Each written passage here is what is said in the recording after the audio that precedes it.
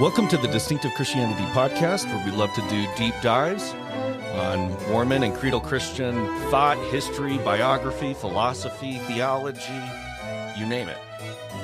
We have an important one today. We're going to be doing a deep dive on disaffiliation and really the statistics. What has happened, what is happening, and how do we think through it? And to discuss this, we're going to be discussing a really important book. I think this is going to be an incredibly important book, especially for the LDS community. The book is Torn: Why People We Love Are Leaving the Church and What We Can Learn From Them. And we have the great honor of being joined by the author, Jeff Strong. Jeff Strong has a career in corporate leadership. He's been a faculty member at BYU, as well as an advisor to the LDS Church, as well as serving as a bishop and a mission president. Jeff, thank you so much for coming on to talk about this important research. Yeah, Skylar, it's such a pleasure to be with you today. I'm really excited about this conversation. The book will be in the show notes, and it's going to be coming out, I think, May 15th, if I'm not mistaken. Yes, you can order it now, but it won't ship to you or download to you until May 15th. All right. What is disaffiliation and how does it differ from inactivity? I think this is important also to kind of, I guess, fine-tune our understanding of what a faith transition is. Yeah, I love that. It's a great place to start. So disaffiliation is when someone was a fully participating member of the church, and then there was some kind of significant departure from that. And so let me give you some contrasting examples. Somebody that never really affiliated with the church can't disaffiliate. So there are many Latter-day Saints that are inactive and have always been inactive. We don't count them as disaffiliated. We would just say, hey, they were never active. There are also members of the church that disaffiliate and then go to an extra step of having their names officially removed from the records of the church. Those are people who have disaffiliated, but the number that actually have their names removed from the records of the church is a relatively small number. So a typical disaffiliated person would be somebody that was fully participating in the church, very likely had a church calling that was meaningful. They probably were paying tithing to the church. So all these indicators of religiosity were very active in their lives. And then at a certain point in time, they ceased those things and they stopped participating. How do we go about studying this? I want to get to kind of the methodologies because I want the listener to understand why we can trust the study, this massive study that you headed. I guess the project that you headed. How do we go about studying this question, and can we trust the data? Yeah, and I'll kind of, if you'll help me, Skylar, I'll hit both sides of that. Just the blocking and tackling on the approach, and then the bigger question of why should people see this as something they can learn valuable things from. And so all researchers will tell you that great research starts with qualitative research, right? And so what you do is you talk to people. And I can elaborate and will to a degree, but I can go as deep here as you want. So my qualitative research actually started 13 years ago. And it started with my own son who left the church. So my son, Cale, was a missionary in the Missionary Training Center in Provo, and he was a few days into starting his mission, sent me an email and said, hey, I've decided I'm not going to go through with this. I'm coming home. I was also serving as a bishop, an LDS bishop at the time. Wow. And there were 4 or 5 families in our ward that were disaffiliating. And Skylar, my son, Cale, and these families didn't fit the profile I had in my head, right? The profile I had in my head is, oh yeah, people have always washed out of the church. This will sound very insensitive, but it's kind of the trope that we use. Well, they just didn't have the faith and character to be Latter-day Saints. Latter-day Saints, our faith is a high expectation faith, and they just couldn't cut it. And so they chose to move on. And that's true for some people. It really is true. But the families that I was interacting with and my own son didn't fit that profile. So I started to talk to them, right? And then my circle expanded into larger groups of people, but still just having conversations. Hey, what's going on in your life? What are you feeling in your church experience? What's happening to your faith and belief? Why are you choosing to step away? So that's all qualitative research. And then Skylar, the church actually, I retired in 2016. I had been a business executive in the consumer products industry, and I went to BYU to teach in the business school, and the church also asked me to come in and help them to do work in this area. And I won't talk in detail about what I did for the church because it wouldn't be appropriate, but I was working in this area and I was doing research, and I got to hear from people across the faith spectrum, not just Latter-day Saints, but every denomination, not just in the US, but around the world. And what we were exploring is what are the factors that cause people to come to belief and ultimately could cause people to step away from belief? And what role do those factors play in the process? So that was all qualitative. I mean, I literally did I probably hundreds of interviews, Wow. uh, dozens and dozens of focus groups with Latter-day Saints and people of other faiths. And I'm just learning and learning and learning. And then I was part of a big quant survey that the church did. And then I became an LDS mission president, right? So I had 700, a little over 700 missionaries in 3 years. Wow. And Skylar, your audience will probably find this fascinating, but my wife and I were responsible for their care, for their teaching. It's a very pastoral calling in the church, and it's not like they're just congregation members where you get them once a week. We had them 24/7, you know, Yeah. and so the intimacy that you have with them is really high. And I did 4,300 interviews with my missionaries. I read over 50,000 pages of their weekly letters, so they're required to send their mission president a weekly letter. I did over 300 meetings with them, and so that was all qualitative research. Now, technically, it wasn't because I was their mission president, not a researcher, but boy, I paid attention. Right. You know, I was learning, and uh, and so then I came home from my mission in 2021. And Skylar, I was worn out. You know, mission presidents and their wives go so hard. I went. It's 156 consecutive weeks with no time off, and I was there 18 months before I took a day off. Whoa. And it's 16-hour days, and so I came. It's a really awesome thing to do. By the way, it's just to have that experience with so many young people. It was life changing for me. But man, I was worn out. Yeah. So I came home and just wanted to kind of move on and do normal things. But I had friends leaving the church, right? And so I started talking to them, and then I decided, okay, I think I'm going to do a book because I have this unique perspective, right? Father, family member, bishop, church employee, BYU faculty member, mission president, researcher, and I had a perspective, and I thought, man, I think I could help people if I shared some of what I've learned. And I started to write an outline to the book, and I sort of stopped myself and chuckled, and I said, "Nobody's going to want to listen to you pontificate on your personal views." We do. You know, yeah. Well, without data, I said without data, Yeah. and so I recruited two or three of the top LDS researchers that I knew well, and I said, "Hey, why don't we go do this study on disaffiliation?" So that we can really get a clear answer to how many are leaving and why they're leaving, what that process looks like. You mentioned faith transition. We can talk about that, what that faith transition process looks like. And importantly, where do people end up? And what role is our culture playing in that? We should talk about culture as well, just to be Yes. kind of cool why that's such a focus in the book. So these colleagues of mine and I commissioned this study. Uh, the execution of the study ended up sort of exceeding our wildest expectations. Um, we needed about 3,000 responses in order to have data that is reliable. But there's so much passion in the LDS community on this issue. We ended up getting 15,000 responses. Oh, We got over 10,000 pages of verbatim. So some of the questions were just open ended questions. What do you love about the church? And people would write.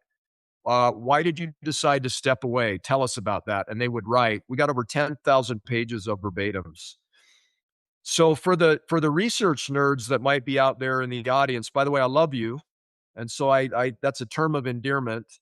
Um, I want to be clear about a question they'll be asking. They're going to ask, well, Jeff, is this a representative sample of the LDS community? The answer is no. Okay. It's virtually impossible to do a true probability sample to get representation on a community that involves people that have left the church, people that are super orthodox, and then everybody in the middle. But it's broad enough. And what it was a stratified convenience sample, meaning we targeted representation. We didn't achieve it, but we got close, right? And then we had experts that have done research for the church uh, look at the sample and the data and validate, yes, this is reliable data. Don't Wow. you can't claim representation. Right. Um, there are limitations to the study.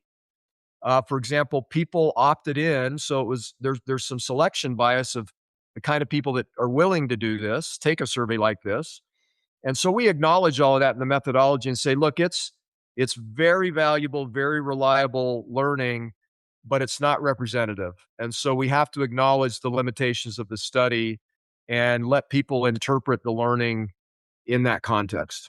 The first chapter of the book, what is happening?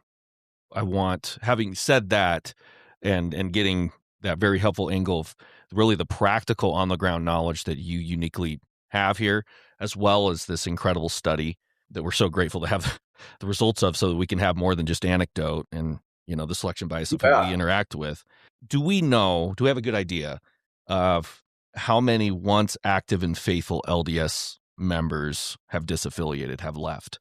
Yeah, we think we have a pretty good idea. And so obviously this type of research doesn't allow you to nail a very precise number. And so we think there's a range around 40%. And we selected 40% of formerly once active and faithful members having stepped away over the last 25 years since the year 2000 as a good mid-range estimate of what we think the actual range has to be. And so let me tell you how we got to that number. And so we actually asked the question in our survey three different ways. The first way was, if you were once faithful and active, tell us what your activity level was like at its highest.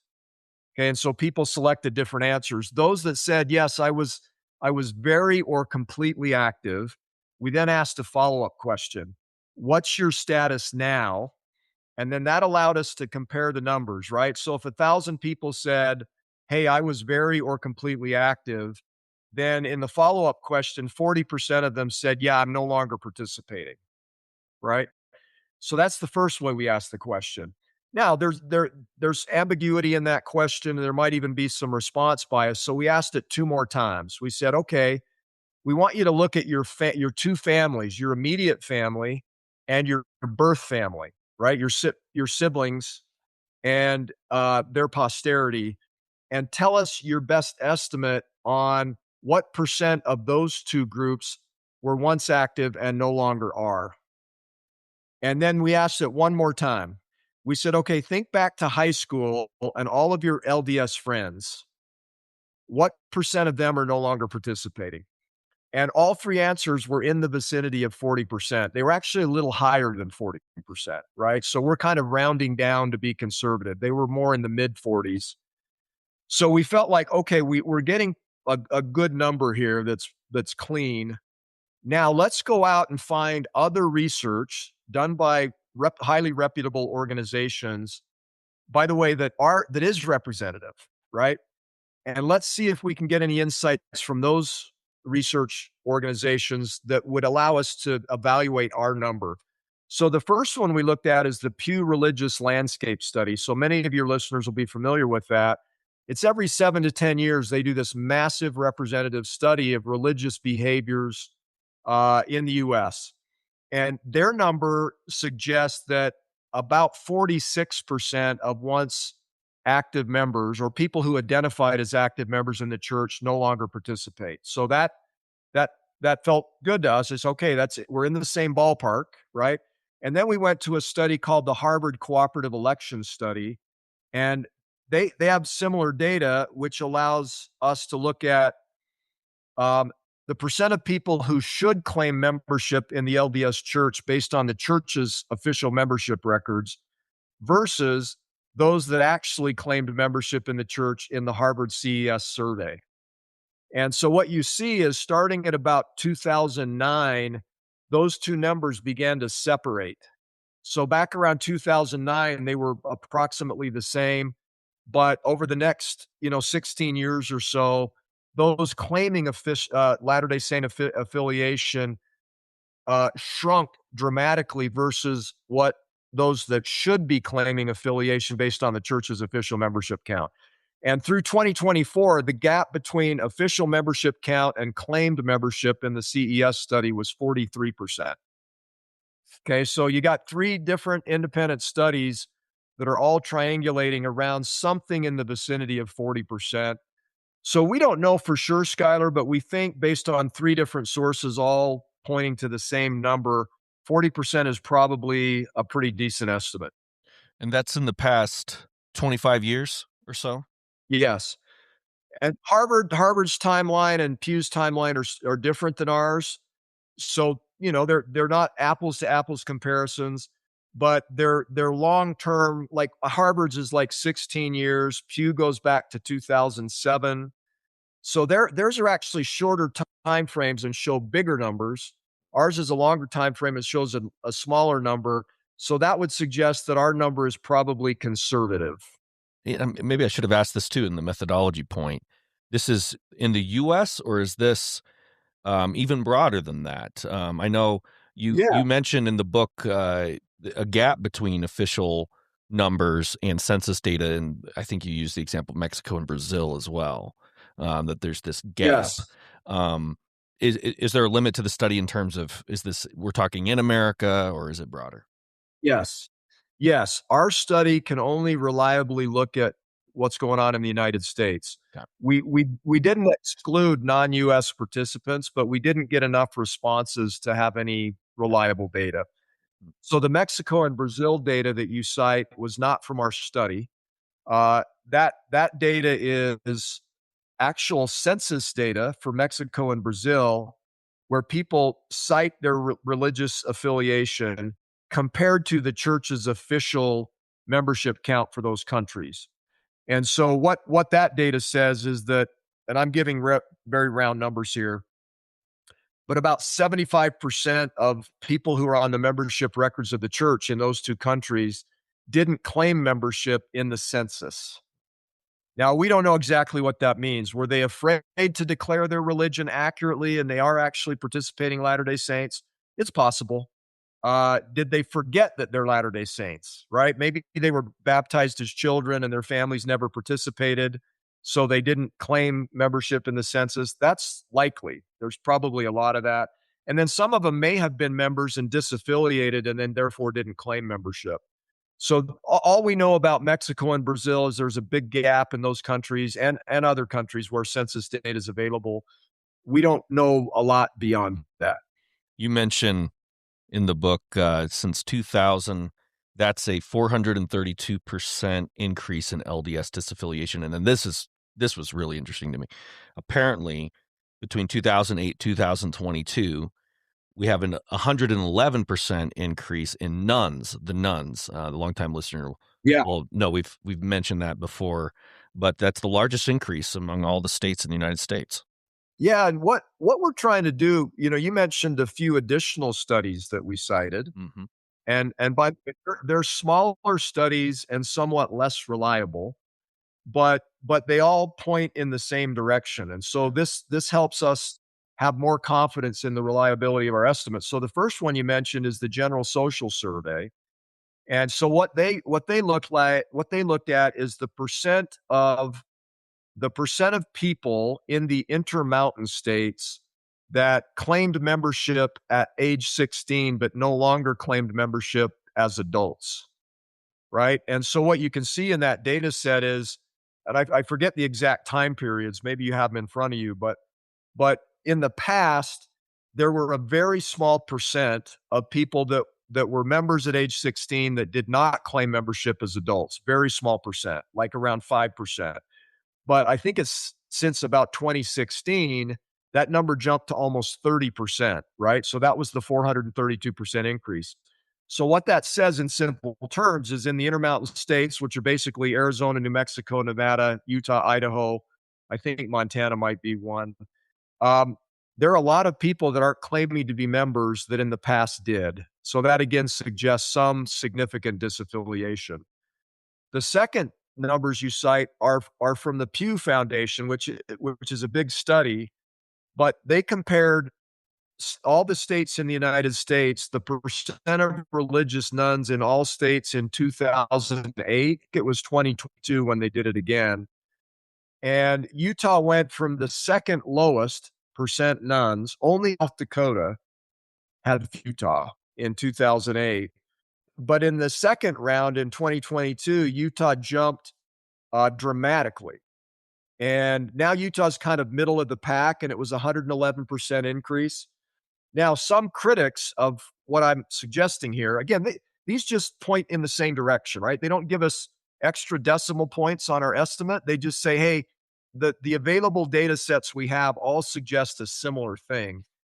Um, Now, a critic would say, well, part of the reason the percent of religious nuns increased in Utah could have been that there have been a lot of people move into the state. Sure. And many of them might not be religious. And I think that's true, but I think if you actually crunch the numbers on that, you'd find that explanation doesn't cover the difference we're talking about here. Right. I struggle with the precise way to ask this. Like, is how much of this is distinctly Latter-day Saint, whereas how much of this is Mm. just capturing a larger phenomenon that's affecting maybe religion in general or religious people in general? You do cover this a little bit, and I appreciated this. I know it's hard to answer this precisely, but I think it's a key to ask this when it comes to some of the more qualitative analysis you do. You know, how much can we learn about these lives of Latter-day Saints or former Latter-day Saints based on this data? If it's just capturing, I guess it's getting noise from what's around it. Yeah, no, it's a really important question, Brett. I'm glad you raised it.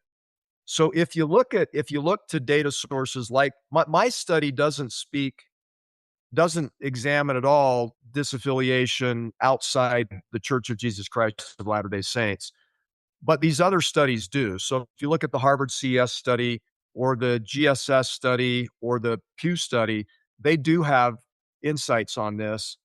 And so all of those studies suggest a similar outcome, which is that in general, people are moving away from institutional religions. And so I've got one chart in the appendix where I talk about this a little bit. But from about 2009 to the early 2020s, people claiming no religion increased about 40% in the United States. Okay, so 2009 to 2000, early 2020s, about a 40% increase in the percent of the US population that says, yeah, I don't claim affiliation with any religion, right? So, how is that affecting individual denominations? According to the Harvard CES study, I'll just give you some Please. examples. Yeah. Um, Catholics, non-denominational Christians, Baptists, Presbyterians, other Protestants, Methodists, Lutherans, Episcopalians, and Latter-day Saints all experienced declines since 2009, right? And the relative declines are different. So some are declining more than others. But in general, all of those groups are decreasing in affiliation. Now, I'll give you the ones that are increasing. So, Pentecostals, according to Harvard, Pentecostals, people who are Jewish, um, agnostics, atheists, Buddhists, Orthodox Christians, Muslims, and Hindus are all growing in the United States. And so it's interesting to me. So the pattern seems to be sort of mainstream general Christian religions are more in decline. And the religions that are growing, well, they're either non religions, right? Right. Or they're highly specialized religions Hindus, Muslims, Orthodox Christians, Jews. And the growth is modest for most of those groups. And so back to your question, I think this is something that's affecting most Christian denominations. And as it pertains to Latter-day Saints, there are different views about whether we're disaffiliating at a greater rate or not. I've seen data that suggests we are. I've seen smart people that I trust and respect argue that we're not. And what some of my LDS friends would say is they'd say, Jeff, you need to make sure you tell them affiliation in the LDS church is higher than average. So if you look at it at shot in time, we tend to have higher affiliation. We retain more members. If you look at it as a trend over time, experiencing significant disaffiliation, at least in line with the disaffiliation that everyone else is experiencing. Yeah, that's helpful. And I think you mentioned since 2012, it's a little stronger to say it's faster, right? But there's still just pushback on Yes. what affiliation looks like to begin with. Did I hear you right? Yeah, it's funny. It's funny. It looks to me from the data that we had a little blip, a positive blip when Mitt Romney was running for president. Yeah. Yes. So the downward trend kind of paused and even increased for a minute. And then he lost, of course, and moved out of the public consciousness. And then the disaffiliation continued. Well, it seems too like I'm trying to find where it is. Say the SBC. So we have a lot of SBC listeners, Southern Baptist Convention. Their peak membership was in 2006. And then it gets a little fuzzy. I think COVID, we see a decline. The COVID, I guess the response to COVID, only I think fast tracks some of the disaffiliation that we're seeing just across the board. One stat you include a Gallup data point: church membership in the U.S. declined from approximately 73% in 1930 to 47% in 2020. I mean, it's just stunning. And yet, and I'm relying in part a scholar named Brian P. Burge, hope I'm saying his name correctly. He points out, yet those who claim to be evangelical has stayed almost a constant through the whole period. So I think we're seeing even a less institutional kind of cultural Christianity that is staying more consistent, which maybe some that are heralding the decline of religion are missing that element. That just the decline of a membership doesn't necessarily mean decline of those beliefs or those convictions. That's a great nuance. I'll give you two facets of that I see in my reading and my study and even my work on LDS disaffiliation. So there's this idea that, and sometimes it's tossed out there in a pejorative way, right? It's the idea that people are spiritual but not religious, and then we speak poorly of that. But in my work, what I see is that's a misrepresentation of what's going on. They're spiritual and they're religious, just not institutionally religious. Right. And so what's happened is they have to be clear, there are plenty of people that leave organized religion and become agnostic or atheist. In my study, that happens with about 23% of Latter-day Saints that leave the church. They end up agnostic or atheist, but 75% don't. Right. And so what's interesting to me is when I interview them, the theme that comes out isn't, hey, I didn't lose my faith and I didn't lose my religion, but I lost confidence in institutional religion to be the custodian of belief. And so I decided to go my own way because I no longer trusted the institution to help me with that. Yeah. Just throw one more and then we'll move on to the next, I guess, riff of this research. But I'm hoping the listener can let it just sink in, about 40% and what we're really saying here. I think to some that will sound high. To some that might sound low, depending on who you're interacting with. If there's a certain, let's say, Mormon Stories demographic you're interacting with, that might actually sound low. That's fair. But this is amazing. Americans reporting having hardly any confidence in organized religion, 24% in 2016, 44% in 2023. So we are seeing the de-churching. If by church we mean the institutional framework that we've all inherited. Skylar, that might be one of the most sobering statistics in the book. Scary. That didn't come from my Correct. research, Correct. but it's powerful, and it captures the spirit of the moment for many churchgoers. Not all, right? There are many. In fact, one thing I should probably comment on is there is a narrative out there that there's a resurgence in religious participation among young people, specifically Generation Yeah. Z. And it's actually not correct. So Generation Z is the least affiliated generation that's alive today. But there's a subset inside Gen Z that is engaging with greater commitment, greater enthusiasm than in the past. So you've got kind of the tale of two cities, right? Less overall participation in Gen Z, but a very, very devout, committed group inside Gen Z. So in a manner of speaking, those two narratives appear to be in conflict, but there's actually truth to both. In our church, one thing I would want to be clear about on the 40% number is I can give you a little metaphor that helps dimensionalize the big picture here. So here's the metaphor. In the United States, uh, they're about, and I'm going to use round numbers. So for anybody that's in the audience, don't write these numbers down and come back and fact check me. I'm just doing an illustration, right? But what I would tell you is these numbers are approximately correct, but I'm not trying for precision. I'm trying to make the math simple so people can follow. So in the United States, about 125,000 people a year join the Church of Jesus Christ of Latter-day Saints as converts. So 125,000. And then about 35,000 become members by birth, right? So they're the children of active members, and at age 8, we baptize our children. They become members of record. And so think about 160,000 people a year coming into the bucket, right? A pail of water, 160,000 coming in each year. Now, of that 160,000, 125,000 of them were converts. About half of them immediately become inactive, right? So they actually, you could argue they don't even end up in the bucket. They spill to the side of the bucket before they even get in.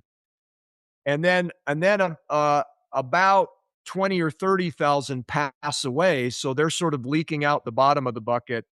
And the disaffiliation number of 40% means about 40,000 a year over 25 years comes out. So 160 coming in, and then about 55,000 coming out. And then if you count the ones that never make it in, it's about another 55,000. And so what that means is our church in the United States is growing, and that you can grow even though you're losing 40% of your active members over 25 years, right? Right. So we are experiencing modest real growth over that 25-year period of time, in spite of the fact that we lost about 40,000 members a year. Mm. And you just to read a paragraph and just kind of underscore this. You write, in other words, there is no conflict between the narratives that the church continues to increase members of record and members continue to disaffiliate at high levels if the data is fully and correctly understood. So, Yeah. so there's no reason to question, like I'm seeing some questioning the convert baptism announcement, say even in the recent general conference, that Yeah. both can be true, correct? Absolutely, both can be true. Let's talk about that last general conference announcement. So the church announced that in 2025, we had globally 389,000 convert baptisms. And Skylar, that was the highest number ever in the history of the church. Hmm. In 2024, it was 309,000, which was the highest since 1997, right? So I've been a mission president. I know how the church handles, convert records and statistics. I have high confidence that those numbers are accurate. And so it'll be interesting to see if these last 2 years, which are significant outliers from a 27-year trend of converts declining each year, if this is the start of something new and better for our church, right? And I personally hope it is. So these last 2 years were definitely outliers. The figures I gave you a minute ago with the bucket are really expressive of the 24-year average leading up to 2025. And so they're also accurate. And it does create a picture of, yes, there has been membership growth. There's also been disaffiliation. Those two can happen simultaneously, and that's not in conflict. Later, we'll come back a little bit to some of this 40% number, because I think one thing your book helped me to see more clearly is, though we just used the bucket analogy, there's another analogy happening at the same time, maybe, and I'm not sure the best way to put it, but a lot of people that have significant questions about some of the truth claims stay. And so it's we're Yes. not just seeing a shift in terms of, once you disaffiliate, okay, now you're in this other category completely. A lot of the pulse of the membership is shifting as well. You mentioned early 2000s, early 2010s, approximately 50%. I'm assuming be devout traditionalists. Now it's more 23%, something like this. I want to come back to that, Yeah. but I really think all of our audience, including even some of the Christian pastors listening, would love to know what your research showed as the reasons why people are disaffiliating. And Yeah. maybe right up front, maybe tell us why you categorize them as waves. But I would love, your clarity here. And of course, these are what they're stating, right? What they're saying is the reason, which is maybe a little, maybe we can riff on that after you lay out some of this data for us. Yeah, that's such a great question, and if it's okay, I'm gonna kinda hit that in layers Yeah, because I please. think the layers add a lot of meaning. And so, the first thing that I would tell you is that there's a social and cultural landscape across the developed world. It's not just the United States, it's the entire developed world that is changing and is somewhat, well, I wouldn't say somewhat, it is disruptive to religion and churches. And so I talk about some of this in the book, but first of all, we know that technology is changing the world we live in a massive way. And in some ways it's benefiting belief and religion, and in some ways it's very, very disruptive to belief and religion. We also, most of us are aware that there's kind of a spiritual emotional, relational malaise in the country these days. I mean, there've been many social scientists that have studied this and talk about it, but things like loneliness, deaths of despair, which are typically related to things like drug addiction, alcoholism, suicides, um, people not trusting each other. I cite in the book that most millennials don't trust their neighbors, Yeah. right? So we have this relational crisis going on in the developed world. There's also a really massive loss of institutional trust. Hmm. And so it's not just churches. I think churches are um they're being kind of caught up in this tide, but it's government, it's academia, it's business, it's churches. And there's one statistic I cite about people just losing trust in institutions in general, right? I also get into the fact that it appears to me that the pathways to religious belief are changing. And so in my church, as I study this, I think there are four pathways to religious belief. There's information. So think of that as theology, founding narratives, like in the LDS Church, Joseph Smith, Book of Mormon, truth claims. So that's information. Experience is what happens to us when we live the tenets of the faith. Credentials is authority, right? Truth claims come roaring back. In our church, it's, hey, we've got prophets, we've got apostles, we've got priesthood. And then there's community, right? Holding up the hands that hang down, being brothers and sisters, ministering to those on the margins. So these are four pathways to belief. And what I see is the information pathway is losing traction. The credential pathway or the authority pathway is losing traction on this changing world playing field. The experience pathway is gaining traction. People are saying, "Hey, I don't really care what your authority is. If I don't feel the fruits of gospel living in my life, right? And I don't really care what the theology is if I can't translate that into meaningful benefits in my life, the fruits of gospel living." And oh, by the way, I don't care what your information authority is if your community hurts people and marginalizes them, right? Yeah. So you have this sort of value equation of religious belief, and the coefficients are changing, right? So, Skylar, that's kind of a whirlwind description of the landscape Oh, on which disaffiliation is changing. And in my church and other churches, I believe that those factors are definitely contributing in a meaningful way, a big way, to people choosing to disaffiliate. And then I don't want to miss an important point: personal responsibility, right? yeah. We all have responsibility for our own lives and for our religious beliefs and the choices that we make around faith. And people make those choices, and so personal responsibility is a component as well. So I think it's important to establish those are the things that are, I think, affecting all churches, and I believe they're very, very significant.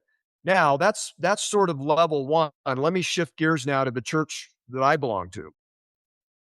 In my church, the people that took our survey cited 4 reasons for stepping away.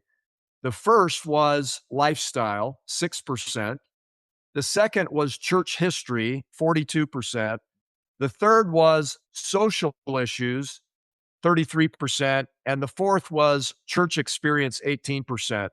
And so we can go into a little bit of detail on each of those, but let me just give your audience a little bit of a feel for what we mean by those.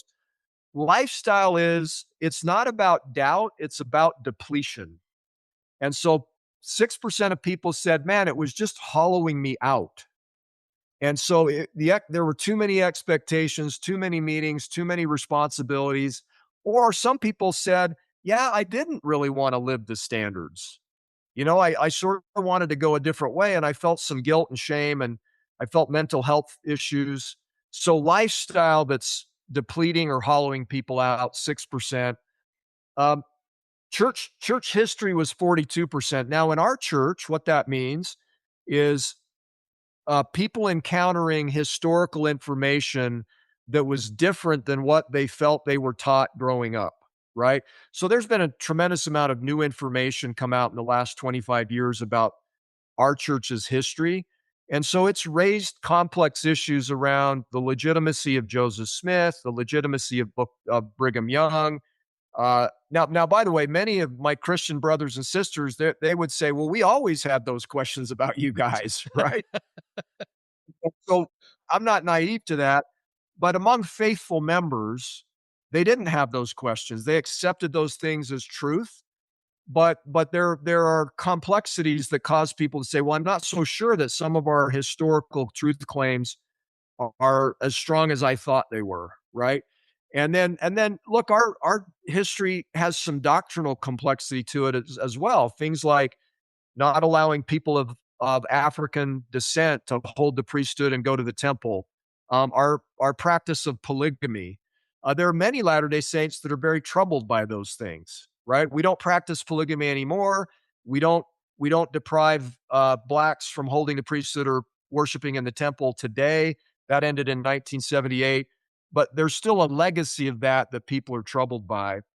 And then church experience, Skylar, it's this feeling of, hey, I don't feel like I belong here. Um, this community doesn't feel like my tribe or my community. The church feels a bit too institutional to me. I had one person say, a returned missionary say, hey, I fell in love with the carpenter of Bethlehem on my mission. And when I came home, I couldn't find him in the church, Hmm. right? I had a person tell me, I was hungry for the living water and bread of life of the Savior, and I just struggled to experience that in the church, right? And so it's a feeling, it's a yearning for something more directly connected to Jesus Christ and the faith and spirituality that comes with that in an environment that feels a little bit too institutional to some members. Now, there are many members that don't experience it that way. They love it. They love it. It's meaningful for them. It's deeply nourishing. And so, again, human beings are different. We sometimes experience our church in different ways. Absolutely. You mentioned one of the questions in the survey, is the church Christ-centered? I thought this was very, Yeah, very interesting. Only 3% said very much not. And then you have this kind of middle, 47% said very much. 49% somewhat, somewhat not. Two questions, and I hope it's coherent by the time this comes out. Most of those issues of that were Jesus-centered, those came out more in the fourth wave more than the second wave. Yes. Yeah, I Is that think so. correct? Okay. That's interesting, I think, to some of our audience who would connect those things. Yeah, now and there probably is a connection for some members of our church, right? And so here's what I'd tell you. I think so. I outlined the four reasons people cite, lifestyle, church history, social issues. By the way, I skipped social issues. I should probably go back to those briefly. And then church experience. So quickly back to social issues. Yeah. It's met the same issues that all conservative Christian religions in the developed world are experiencing, right? So the complex issues of sexual identity, equality for women, financial transparency of the institution. So I characterize these as social issues, and they're certainly a factor for a large number of people that step away.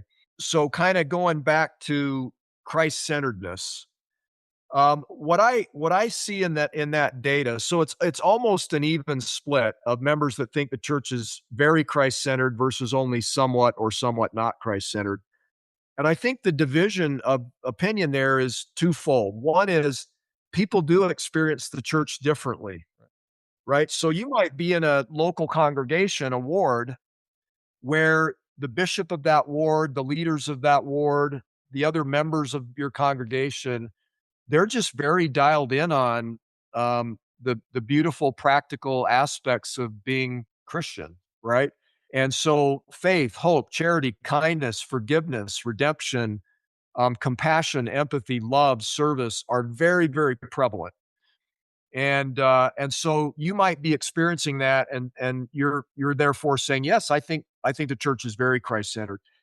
Other people might be in a congregation where that's not the case, where the congregation is a little more authoritarian, a little more institutional, a little more dogmatic, maybe a little less compassionate, and you're feeling that. And so that's a big part of the reason for the division.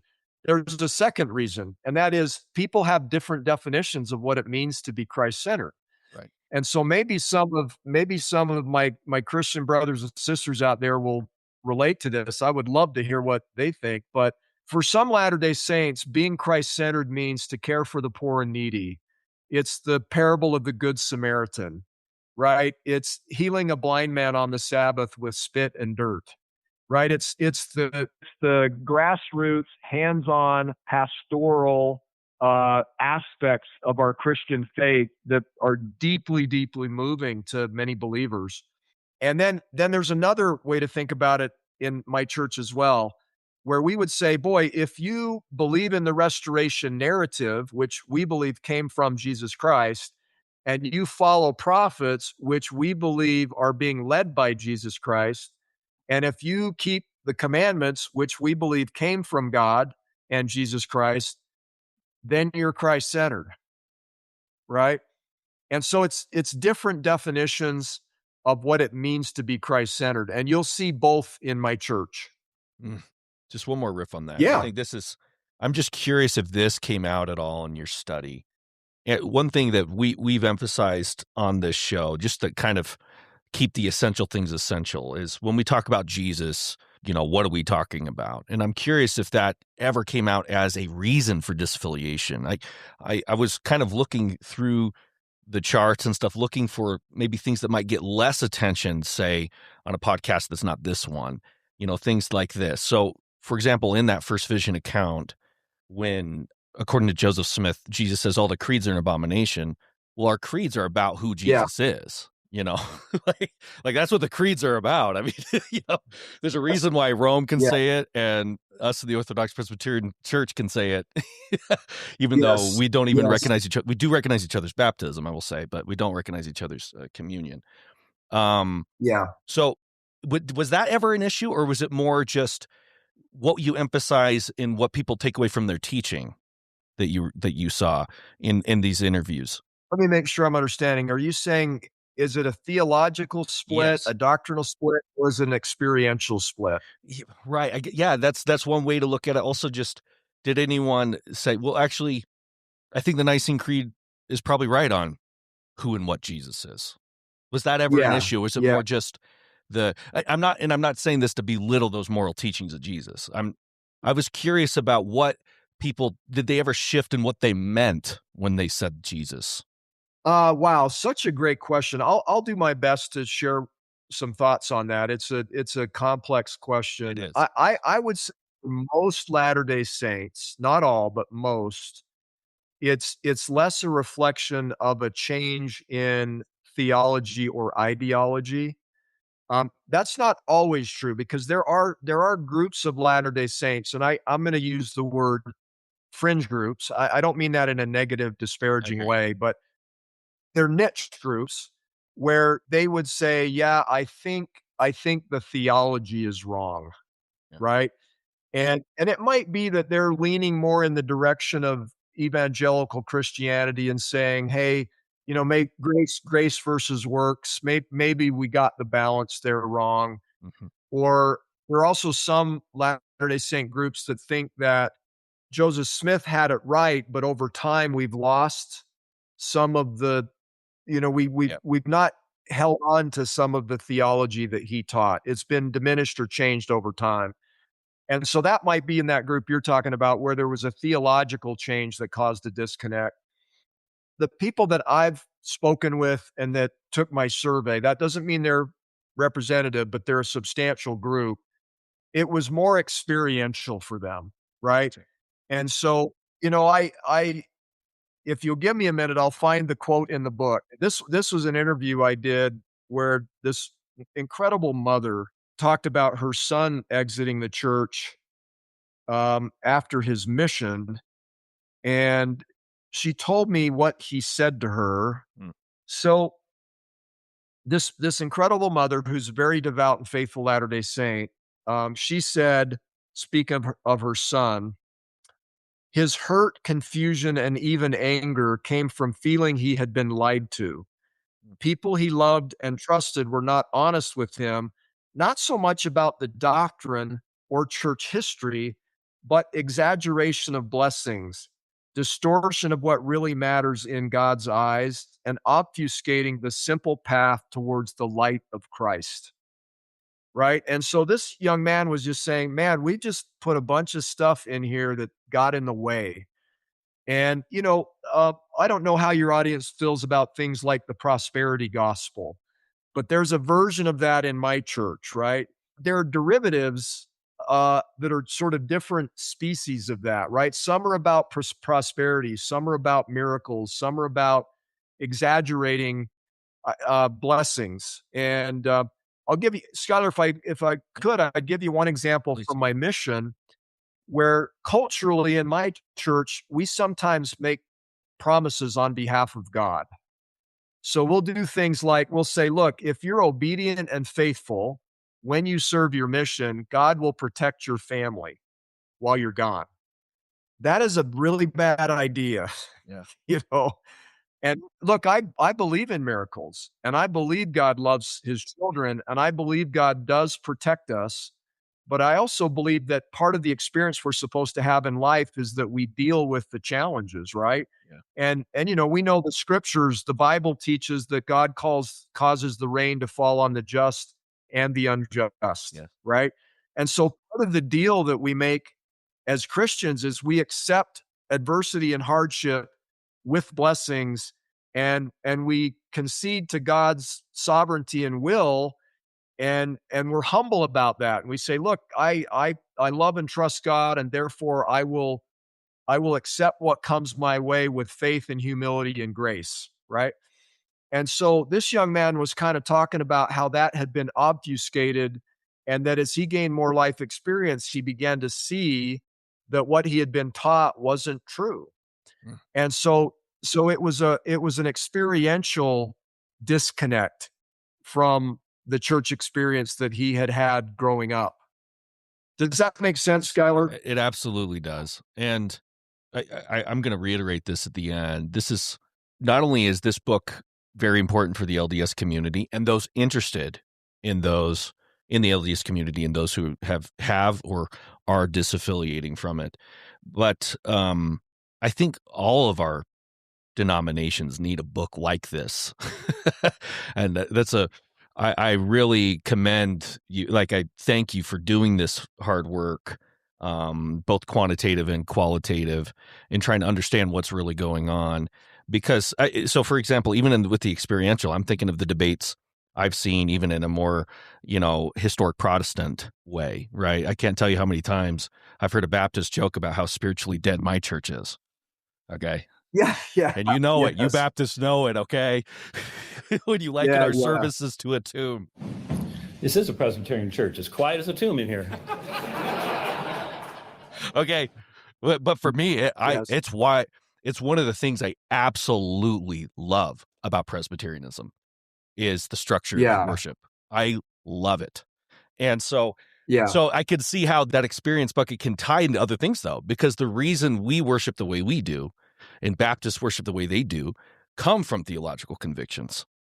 So yes, it's hard to kind of completely separate. We have to kind of distinguish, right? But I'm just thinking of, what are the types of questions that should be analyzed if we were looking at disaffiliation from Presbyterianism, for example, and what can we yeah, learn? And then what are negotiables and non-negotiables? And, how do we better understand and still love people that change on some of these even core issues? So anyway, Can I just please, build on what you please. said? It's funny when you grow up in a church like my church, right?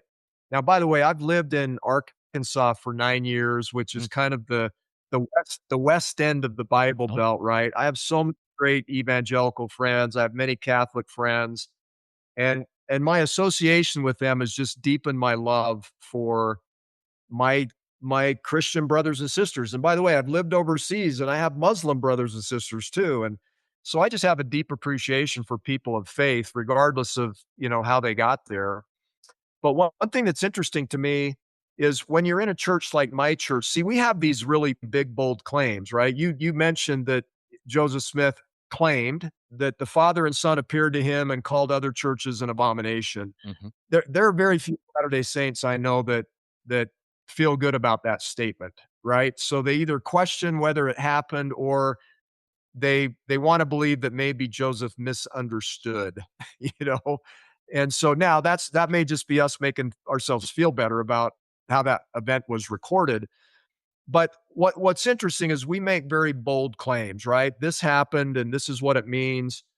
And so a culture that's emerged in my church, and I also see in other Christian churches, is kind of the culture of apologetics and debate, right? Mhm. So people like to debate who's right. Is my church right or is your church right? Right. Or inside a denomination, is my way of thinking about the theology right versus your way of thinking about the theology is right? And sometimes we use the scriptures as proof text. Mhm. We use them as manuals to make legalistic arguments from. And so I understand that culture and I appreciate it kind of comes from a place of loyalty and commitment to a faith or a denomination and a desire to defend, right? I'm just 62 years old and I've been in ecclesiastical and pastoral roles for so long.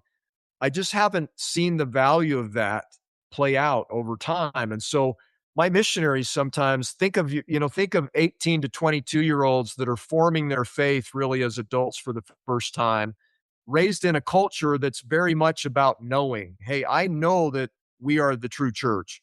In fact, we say things in our church, we give testimonies and we say things like, I testify, I know beyond a shadow of a doubt. So you can feel the certitude in that, right? And I got a little worn out by that after 3 years, and so I would say to them, "Well, I appreciate that you know." For example, they'd say, "I know the Book of Mormon is the word of God." And I would say, "Okay, I appreciate that you know that, but I want you to tell me how it's changed your life." Mm, So don't tell me that you know it's true. Tell me how it's changed your life. Tell me how it's made you a better disciple of Christ. Tell me how it has connected you to God and changed you from the inside out. That's what I want to understand, right? So I think in our cross denominational and interdenominational discussions, we have to be careful not to miss the main point, right? And I don't think the main point is to argue over who's right. I think the main point is to be changed by our religious beliefs to become better people, closer to God, better disciples of Jesus Christ, greater manifestations of God's light and teaching, right? And so I think in as much as my faith does that, my church does that, we tend to lose fewer people, Mm. right? Because they're experiencing really rich, meaningful benefits or fruits from their religious beliefs. And so they might encounter a problematic historical fact and they might go, well, yeah, that's problematic. And I don't have an answer for that. But I know that my experience in my religion and my church helps me feel very close to God, and it's making me a better person. I'm a better person because of this. And I have more purpose. I have more clarity. I feel spiritually stronger. So I think we just have to be careful not to get caught up in winning arguments and instead get caught up in becoming more Christ-like. Hmm. Maybe this is the way I'd interact with that. Okay, so like the debate culture, my tradition has a long history of debate culture. But here's the thing, not so long a debate culture that it's getting stuck into some of the more recent YouTube culture, if that makes sense. So like Yeah, I'm yes, thinking classic debates. I'm talking people that are debating in Latin, like Luther and yeah, Erasmus. Like that is Luther's Bondage of the Will to me is one of the best books ever in the West. right. Calvin's Letter to Sadoleto, debating justification. Right. So I love debating who's right. That being said, I will say this. It's like liking pizza. When you say you like pizza, that doesn't mean you like every place, okay? Yeah, that's I'd rather have no debate than some of the recent debates I've seen, okay? yeah, Um, I so agree. I think it would be irresponsible of me not to say this though. Like I think, and this is part of the story of the denomination I'm a part of, is J. Gresham Machen's Christianity and Liberalism, which is not to belittle experience, but to defend the core. And I think this will come out later in the interview as well when we talk about essentials. And I say this with respect. I think the LDS community has struggled prioritizing essentials and non-essentials. They kind of, there's a rigid everything is essential, and then there's this kind of backing into nothing is. And there's a lot of room in the middle, say in a confessional tradition like my own, where explicitly in our standards we have primary, secondary, tertiary standards, to say nothing of our double standard between ministry and membership. So there's a lot of room, while at the same time maintaining a core confession for membership that's 6 questions. Whereas for ministers, it's very involved, right? These are people with degrees, know the languages, could be tested on very particular points of doctrine. So all that to be said is, and we'll come back to this, I just think one of the questions that I was left at the end of your book on was, what is that kind of essential confession for an LDS? And surely it's not everything. You point that out. But what must it be for it to maintain a kind of the institutional identity, if that makes sense? Yeah, no, it's such that I get totally where you're coming from. By the way, part of the reason that I chose the culture is soil Yeah. metaphor is it's a helpful way to think about finding balance on these Yeah. issues, right? Yeah. So, for example, what you're talking about is some of these essential theological arguments are like having soil that's firm enough that it Yeah. holds the plant in place, Right. right? So I deeply believe in the necessity and value of that. Where I draw a boundary there is if that's all we do and we Yeah. don't Yeah. actually have soil that nourishes plants. And so Right. so The just church is back not a debate society. Oh, Right. well, and you might have been referring to this, but the quote, "Unity in essential things, liberty in doubtful things, and charity in all things," Yes. right? So that's another framework that gives us a chance to have a more balanced and unified and diverse community, right? But you said, what are the essential things?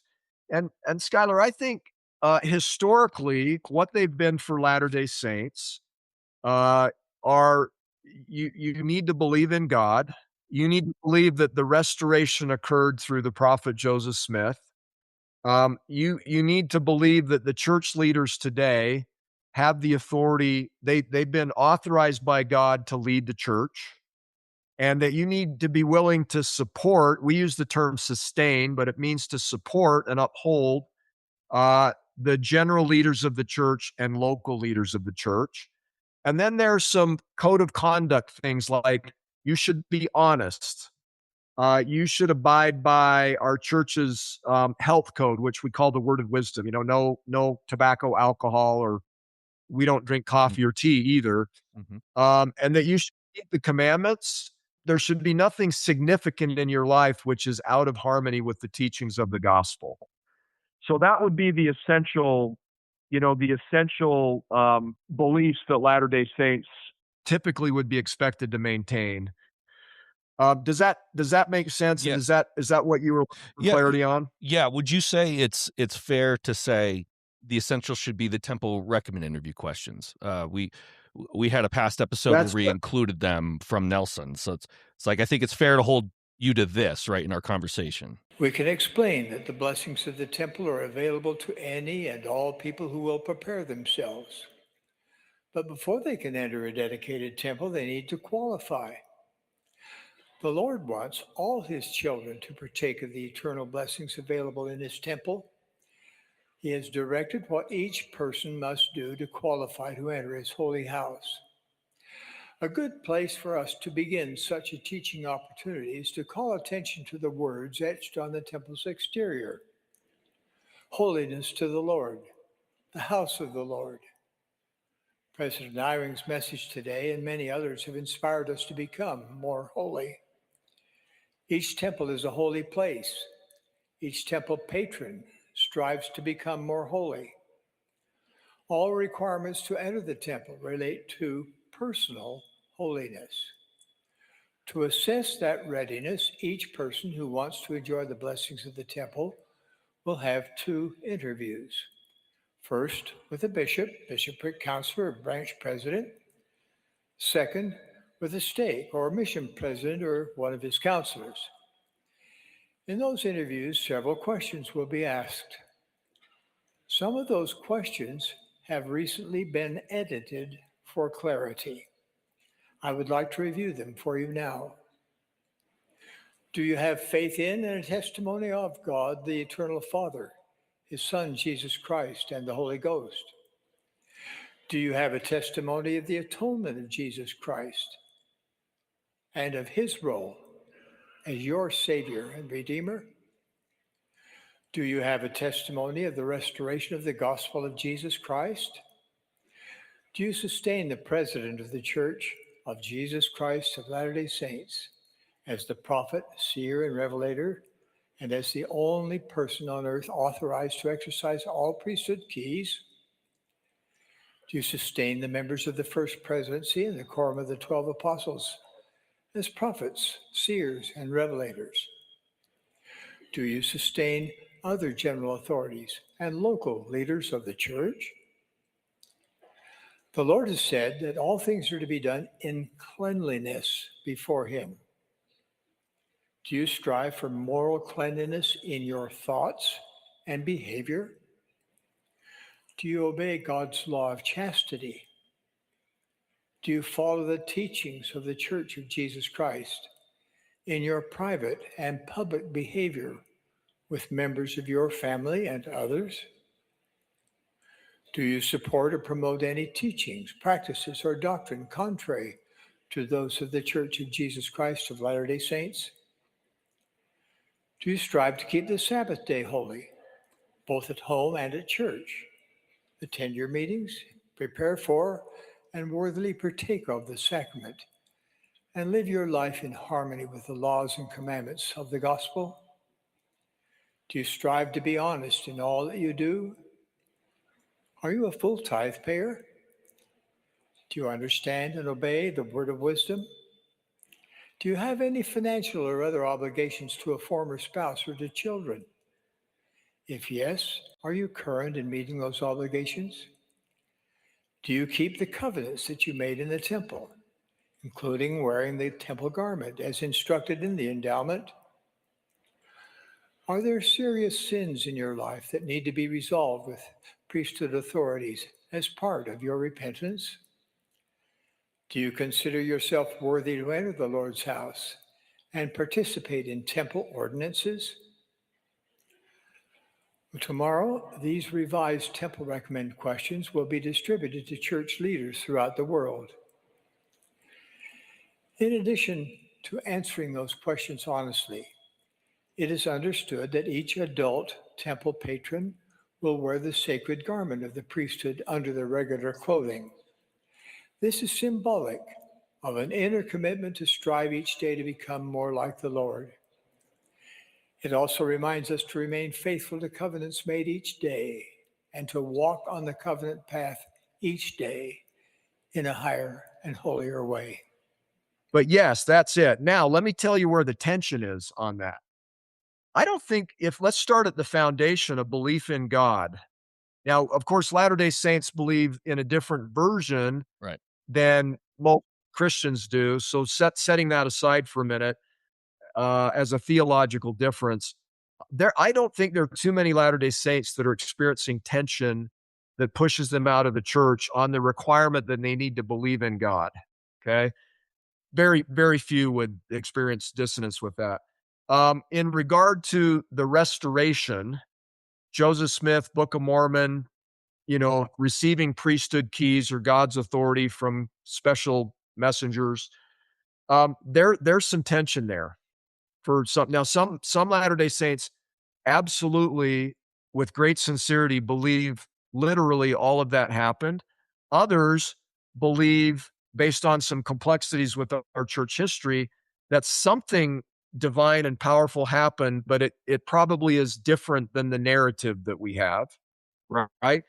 And then some would say, yeah, I'm not sure I believe any of that happened, but I believe somehow God, in spite of our humanity and our mistakes, he still curated some beautiful thing here, right? So you'll get a lot of variability there. The church is very clear on what the expectation is, right? Yeah. And that's the temple recommend question. But I think there's a spectrum of divergent belief in Latter-day Saints around that, right? And then probably other areas of tension would be things like the word of wisdom. I don't know any Latter-day Saints that would say, hey, that shouldn't be important. They just would probably say, should that be as important as other important things? Like, is that as important as caring for the poor and the needy? Right. And I know many Latter-day Saints would say, it's not that important. It's important, but it's not that important. Yeah. Or we have dressing grouping standards, right? Most Latter-day Saints look like me, Skylar. Short hair, no facial, or short haircut, no facial hair. We wear white shirts and ties to church on Sunday. Nothing wrong with that. Many people would say, yeah, that's fine, but it's more important to come as you are, right? Sure. And so those would be where some of the pressure points are. Maybe the last one is the support and sustaining of church leaders. Most Latter-day Saints would say, I'm very happy to sustain and support my church leaders. They work hard. They carry heavy burdens. I Sure do. trust and respect them. But if you're asking me to believe that they're inerrant, that they make no mistakes ever, I'm feeling a little discomfort about that, right? So that would be another area of tension. Yeah, just while we're here, and then if you don't mind, we'll go back. I would love to flesh out the reasons for leaving a little more, but since we're here, Yeah. this was shocking to me, and I'd love for you to contextualize and take us into this. Two stats. You write that somewhere between a quarter and a third of members attending sacrament meeting no longer believe the LDS Church is what it claims to be or claimed to be. Yeah. Right. There's questions about some of those essential historical issues, or what has been kind of the core historical claims. Moreover, going along with that, and I think they're connected in an interesting way, 60% of respondents said they don't feel a strong sense of belonging in their own wards and branches. Yeah. and yet they're going. One of the points Ryan Burge points out is on an average Sunday, there's only two denominations that have more people in the pews, at least in terms of, do you attend regularly? Roman Catholicism and the Southern Baptist Convention. So there's a lot Yeah, of people in LDS wards.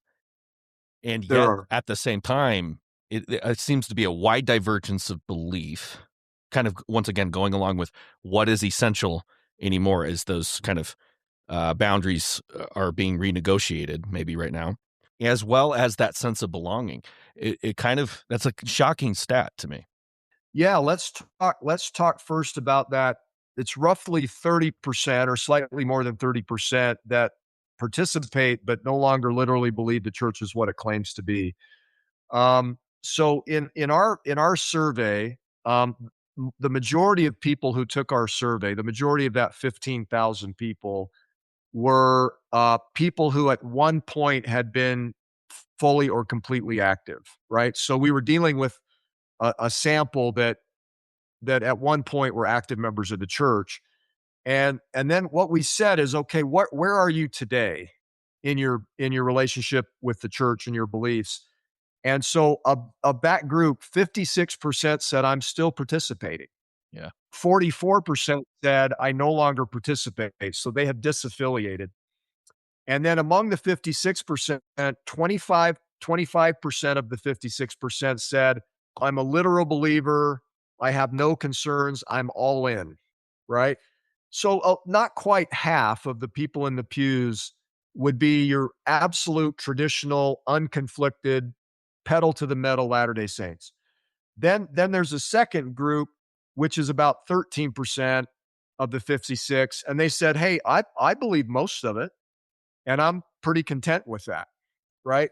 So of that 56%, you've got 38% that are saying, yeah, I'm good, more than half, right? Almost, in fact, slightly more than two-thirds say, you know what, I'm good. And then you have this 18% of 56% that say, hey, I participate, but I'm not a literal believer anymore. And so it may be for many of them, they've said, hey, at one point I was a literal believer in the restoration's narrative.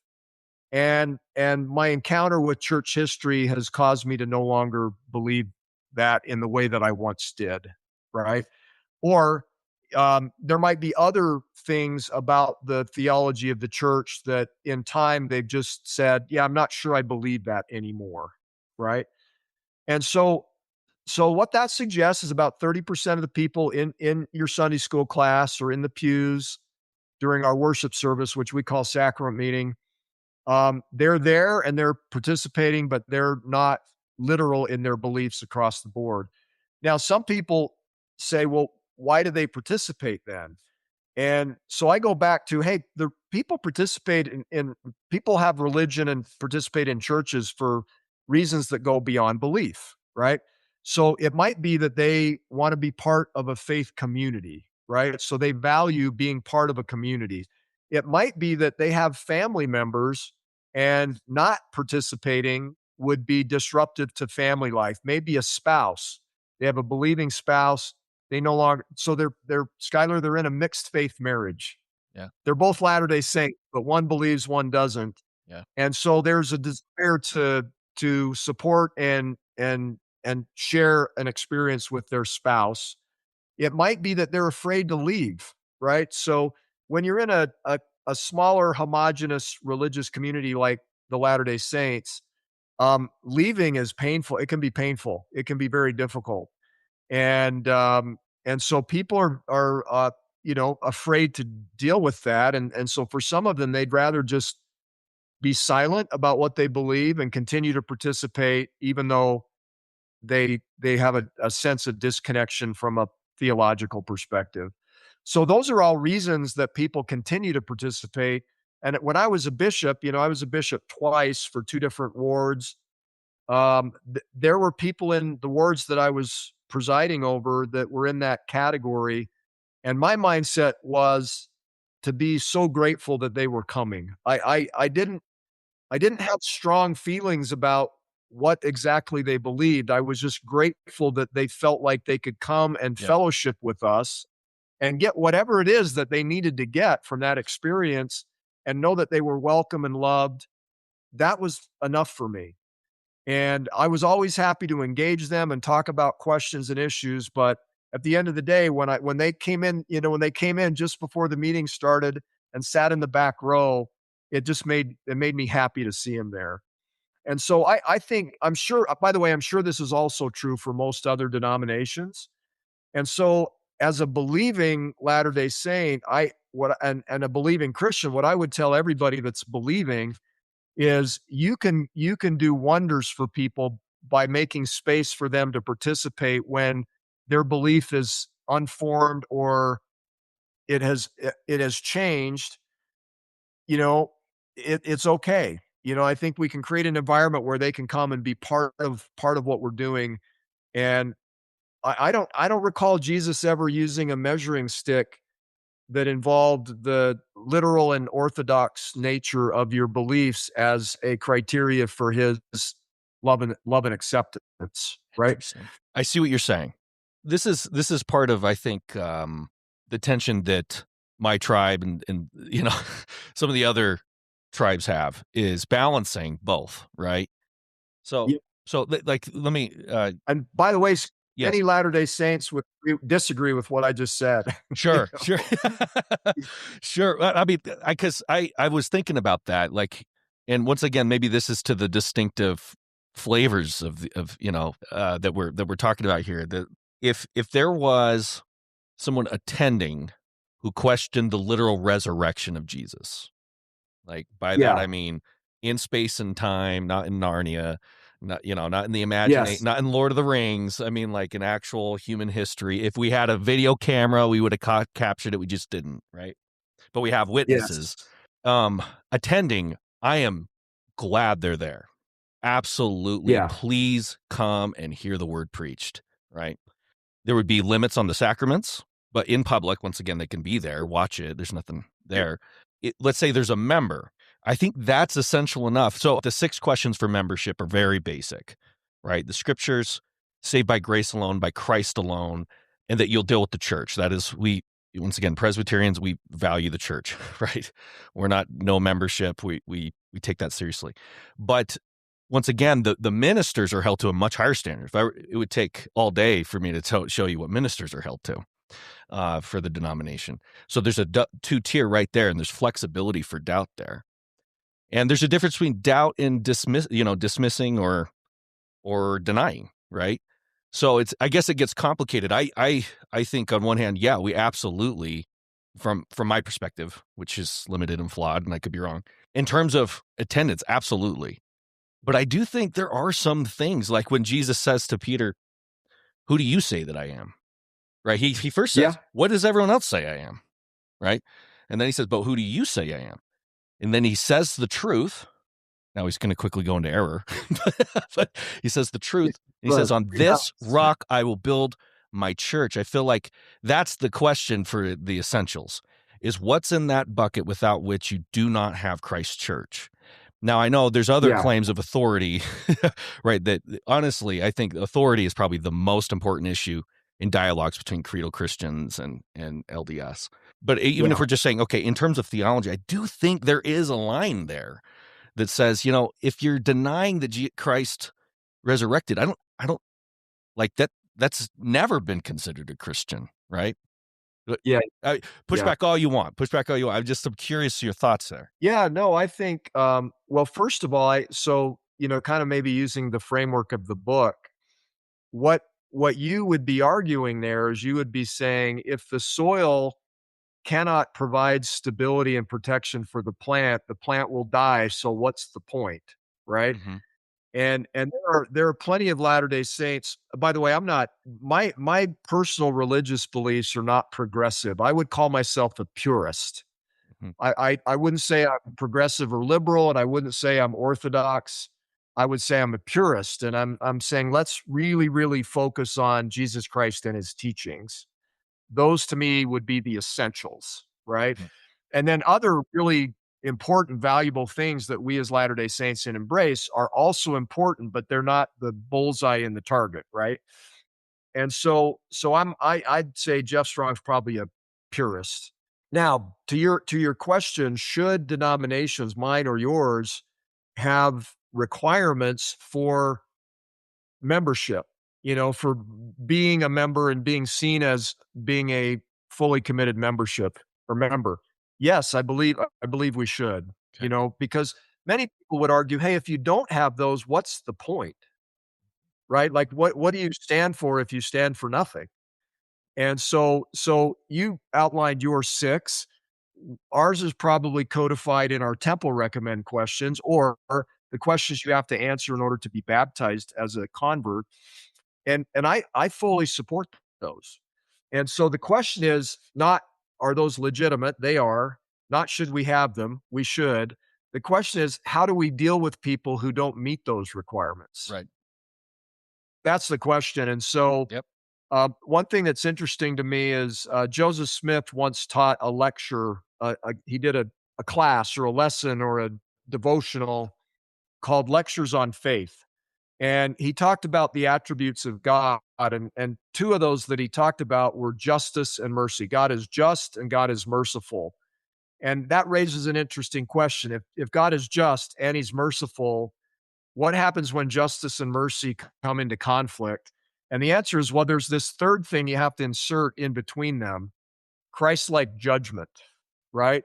So if we're utterly dogmatic and we only come at things from the frame of reference of justice, how do we serve mercy, which is also an attribute of God?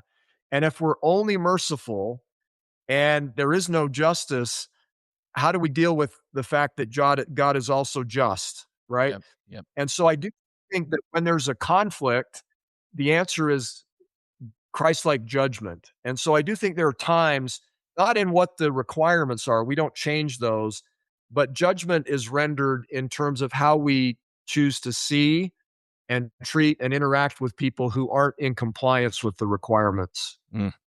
No, and it's wonderful, and that debate is as old as Israel itself, right? I mean, Yes. honestly, it's and of course, I try not to derail this with just my comments. People are here to listen to you, not me. But I think one of the most important debates in, say, the history of Christianity is centered on Augustine's use of the church as a hospital, right? And there's a Yes. lot of people who push back on that, right? Yeah. It's boot camp, and then there's this kind of range of, how pure should the church be? Um, Yes. and once again, to the Baptist listener, I love you, Baptist, but I feel most comfortable defending what I'm in. Right? Of So we course. can always have a Baptist on to defend their polity and their view of ecclesiology and all that. Should do that. Yeah, but what I love about the Presbyterian polity is we have built into the structure both, right? We have a very Yes. high standard for ministers, both in terms of doctrine and life. Mhm. But we also have a flexibility. We want to make it, Jesus said, count the cost, before joining the movement, count the cost, Yeah. it's not just it's not just a July 4th parade of fun and games, it's take up your cross and follow me. But at the same time, you don't want to Absolutely. make it harder than it should be to join, and that's why Yeah. I love that double standard we have, where there is plenty of room. There's a plenty of room for people who doubt and question. Yes. Um, Yes. and there's different ways of doubting, right? I'm not talking someone who's just dismissing it doesn't matter. I'm talking someone who really is wrestling, And once again, I'm not even saying, the age of the patriarchs and the numbers between Kings and Chronicles. I'm talking like resurrection, stuff like this. But what Augustine's trying to get at is that we're sick. Of course, I think issue of Yes. sin helps here, but church people need to come and be nourished. Like this is Yes. what we're Yes. here to do. Jesus came to save sinners, not just give more advice to the perfect. Yeah, no, that's right. I love the sentiment of that. So, in the book, I talk about 4 cultural Yes. imbalances in Mhm. in my church, and each one is tied to an important question. Yeah. right? And so the first imbalance, and again, it's always the meta framework is protection and stability in the soil versus nourishment in the soil. But the first one is the idea of standards, which is what we're talking about, versus acceptance or belonging. And how do you balance those? And the question that I ask is, who is the church for? Right? Is it just for those who meet all the standards, or is it for a broader group? And can those two things coexist? And so I'll give you an example of why this question is more important today than it's ever been, because there are more people disaffiliating now than ever. And so I don't know, Skylar, what your personal view is, but my view of God, my view of Christianity and Christian churches is although I come from a church that has a fairly exclusive kind of mindset, right? When you say, "Hey, we're the only true church," that's very exclusive. But I also believe in a God that loves all his children. And so in an environment where, order of magnitude 70% of Christians don't stay in their family denominations as adults, what do we think about that 70%? And, of course, I'm familiar with the ideas of sifting sheep and goats, wheat and tares, good fish and bad fish. And so I'm mindful that sifting or sorting is part of Christian theology, but I think it happens later, and I think that God is the judge, not us. And so Yeah. the question I have is, what about our children, our grandchildren, and our friends who are not meeting all of those creedal standards? Where do they go? Where is their home? And as that number gets bigger and bigger, the question becomes more and more important. And I said to you earlier, I don't claim to have the answers. I just have some really good questions. No, you there. know. I told you this in an email.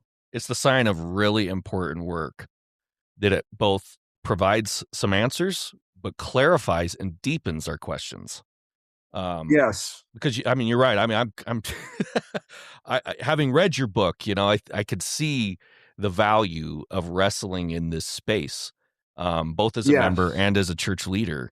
And I think it's putting on the radar so many issues that maybe some people are intuiting. It sounds like you were intuiting it, as a leader Yeah. yourself. But no, it's important, and thank you for it. You know, one thing I encourage people to think about is, so I have my study, and I can look at Harvard's data, and I can look at Pew's data, and we can kind of triangulate around.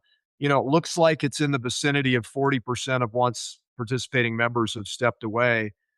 But sometimes people might push back and say, well, that number's too low or that number's too high. And what I always say is, hey, there's a more important number. And they say, what number is that? And I say, your number. you know. Mm. So I then ask them, I say, okay, take out a piece of paper, and I want you to tell me, in your birth family and your immediate family and in your circle of friends, give me an estimate of what percent of them have stepped away from the faith of their fathers or the faith of your family. And so, Skylar, my personal numbers, 3 of my 5 children have stepped away. So 60%. So it's not 40%, it's 60% for me personally. And then my birth family, which is the posterity of my parents, 2 faithful Latter-day Saint parents, 61% of my birth family no longer participates. Right? Now here's where you move from statistics to humanity. These are real people, Yeah. right? They're my children, my grandchildren, my brothers and sisters, my nephews and nieces. And I'm looking out at my patio behind my office, and I had a little family reunion here last summer, and not everybody made it, but a lot of them did, and they knew I was working on the books. So many of the nephews and nieces that I had, now these are nephews and nieces that when they were children, I babysat them. I coached their little league baseball teams. I took them to school and picked them up at the end of the day to help out my sister. and many of them have stepped away, and I sat with them, eyeball to eyeball, talking about what I'm learning and asking them about their experiences and what led them to step away. And so who will care for them, right? If not us, right? And I love the parable of the lost sheep, right? And I used to think of that as, okay, there's this one sheep that was a rebel, a naughty sheep. There was a bad and naughty sheep, and Jesus went and got him and brought him back into the fold, right? And I think about that parable differently now as an older man with more life experience. I think of that, the power of that parable is not that there was a rebel, it's that there was a savior who refused to let anyone be lost. And he had a lot of energy for that one. And so I think, again, balance, we need our standards. We've got to have them. And we can be uncompromising in those standards. But it doesn't answer the question, what about everyone else? And I believe God has charged us to care for them as well. And so the question is, what about them? And is it really that there's no place for them in a Christian church community or a church, right?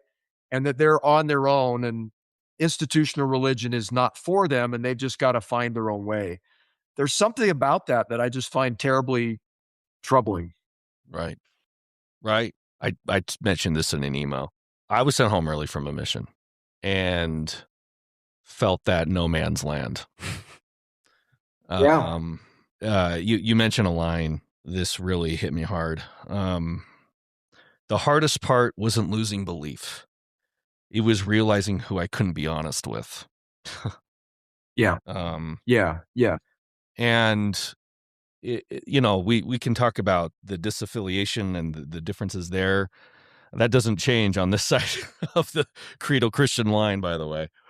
But Yeah. I No. I even the relationships that maintained were different, and there was a loss Yes. there.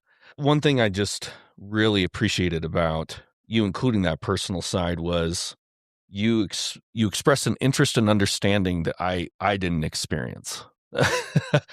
um, I Based on your that personal right, situation. right, with my family Yeah. dynamic and all that. I didn't have people curious to know why. Uh, my sense was they assumed immorality, which Yes. I mean, it's by the way, I believe in original sin. So I mean, I think I think I recognize I'm more of a sinner now than ever. But so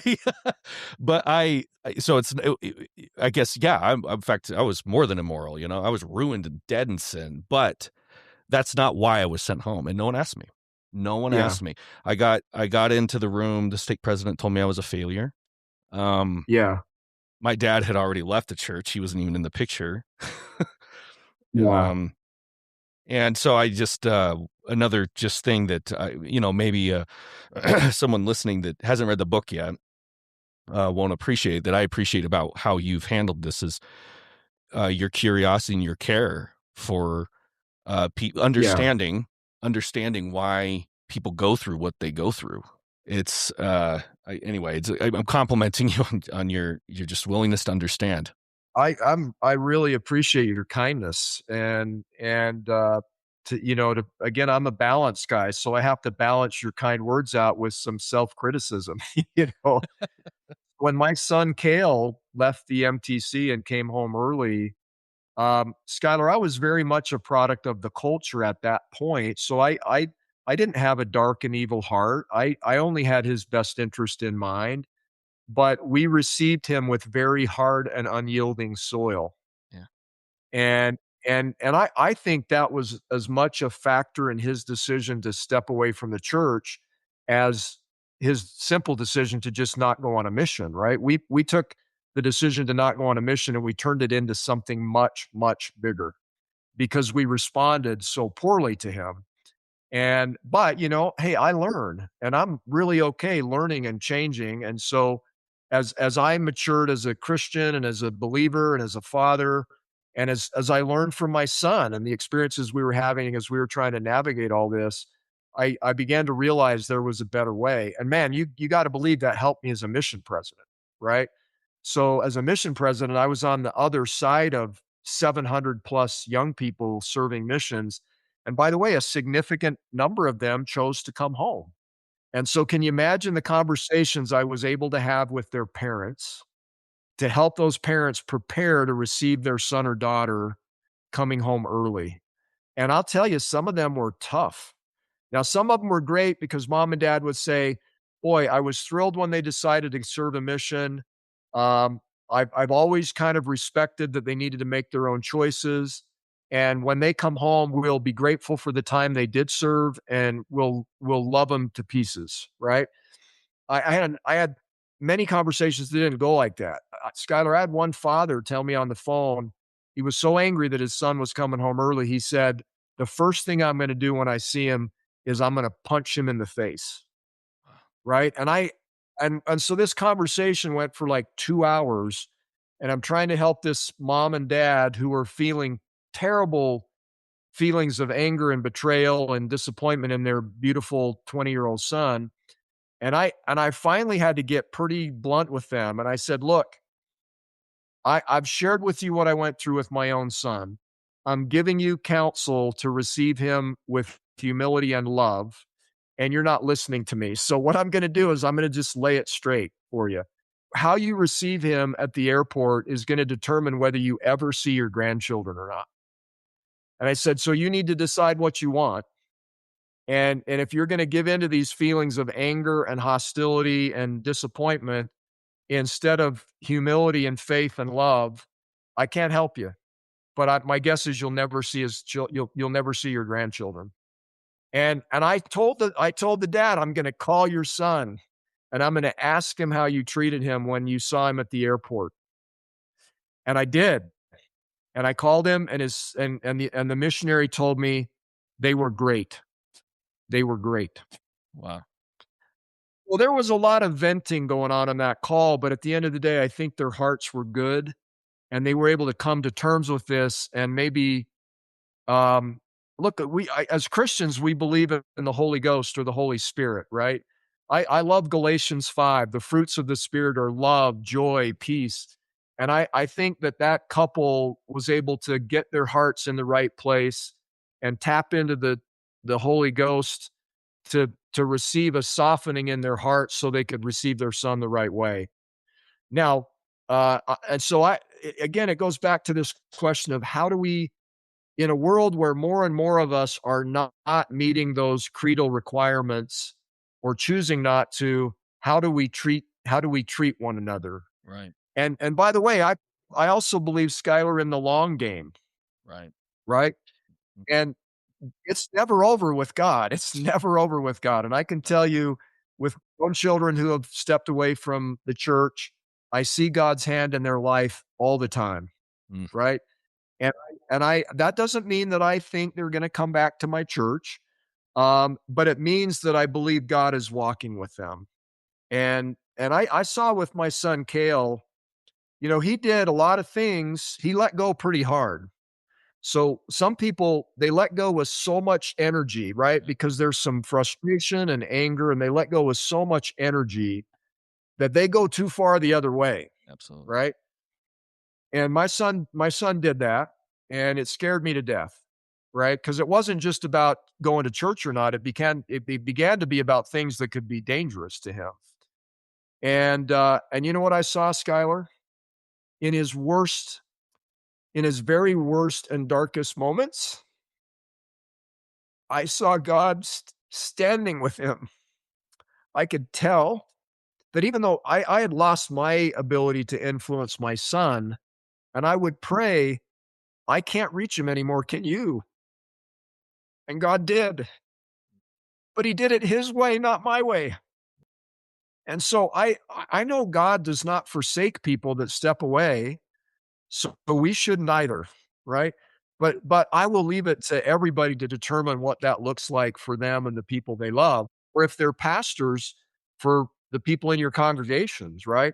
I think it's a unbelievably personal thing, and there is no checklist or formula. This is the most important pastoral work that any of us as believers ever do, is is trying to connect with another human being in a way that causes them to feel we need to be some tiny little reflection of the light of Christ towards them and make sure we don't get in the way.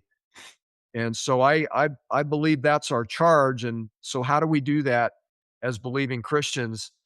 Man, I'd love to hear what your audience would say about all that because I'll bet they'll have incredible insights and wonderful thoughts about what that looks like where they live and in the areas of stewardship they have. It's a passage that comes back for more than one reason, but Romans 9-11, where Paul, in the midst of discussing what the question was, why, if what you're saying is true, why aren't more Jews following this Messiah? And Paul resting on the wisdom and judgment of God. It's a mystery, right? But Yeah, God's will be done. yeah, And yeah, I think absolutely. you right.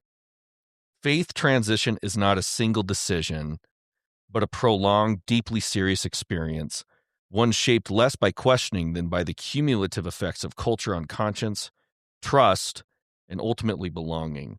What emerges is not a story of people trying less, but of people trying longer than they thought possible, often until something finally gives way.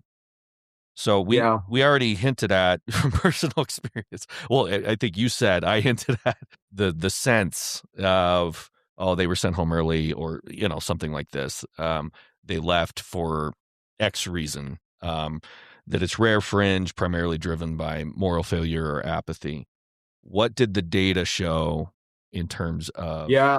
what faith transition actually looks like on the ground? Yeah, man, it's really fascinating and heart-wrenching, because I think there's a tendency among, traditional or Orthodox believers to see it as an insincere and Yeah. flippant exercise, right? And so in our church, we've even sometimes characterized it as people being spiritually lazy. And so what our data says is that about 35% of people that go through faith transition spend more than 100 hours over 5 years wrestling with the issues. And then 46% spend more hours than they could count over 5 plus years wrestling with the issues. And so what it looks like to me for the majority of people, not all, but the majority that disaffiliate, the first issues that create faith disruption emerge in their teens and their 20s, but most of them leave in their 20s and 30s. So it looks like about a 10-year lag between first concern and tangible action. So think about it as a long process that's just deeply, deeply ingrained and sincere and difficult. And so it's almost like the death of a best friend or the death of a loved one. And so one thing that may surprise people is the bias that they have going through this process is almost always a bias to find reasons to stay. The idea of leaving is so traumatic that they have a huge bias to find a reason to stay. And many do, but some don't. And so in the end, after enough time passes and the weight of the dissonance becomes great enough, they step away because they need relief from the conflict, right? And so the emotions they cite things like pain, disillusionment, fear, um, despair, sorrow, but they also cite relief and clarity. And so it's just this dynamic, complicated, mixed emotions of experiences that are incredibly challenging. And then some of them never quite let go of it, right? I mean, John Dehlin, who's a very famous ex Latter day Saint, said on air a couple of months ago that he still sees himself as a Latter day Saint. He was excommunicated by the church, and many people see John Dehlin as an enemy of our church. Um, he's become a bit of a folk hero for other Latter-day Saints who have left our church. But he himself, the archetype of ex-Mormonism, looked into the camera and said, "I still see myself as a Latter-day Saint." And he was very much criticized by his audience for saying that. And so that I think it's a glimpse into the complexity, the spiritual and emotional complexity of what's going on with people. Yeah, I mean, just to put a footnote here, sometimes I struggle to know how to talk about it as an ex-LDS. I mean, I think it was a significant like, I experienced a significant change in my theology and everything that flows from it, but at the same time, the LDS people, they are my people. It's what I was born into. I love the LDS people. They are my people in this, it sounds ethnic, but I don't know how to talk about it. You mentioned that on identifying the reasons people leave, there is this blind spot for the most devout. Do you wanna talk about that and maybe what they're getting wrong? Yeah, another really interesting thing, and I'll tell you, so where that came from is in doing qualitative work first, I was talking to people who left, and they would say things like, "Hey, people really have no clue why I really left." Yeah. And then I would talk to their parents or their church leaders, and I would say, "Well, why do you think so and so left?" And they would give me reasons, and I'd go, "Yeah, no, those are not the reasons." You know? And so my qualitative work started to help me understand, I think we might have a blind spot here. So in the survey, the quantitative work, I actually put, 2 questions. One question was to get at, uh, can active Latter-day Saints correctly identify the approximate percent of young Latter-day Saints aged 39 and under that are stepping away, right? So, Skylar, what I did is I gave them 4 options, basically quartiles. Is it 25 and below, 26 to 50, 75 to 51, or above 75? And then I had a fifth answer, which is I don't know.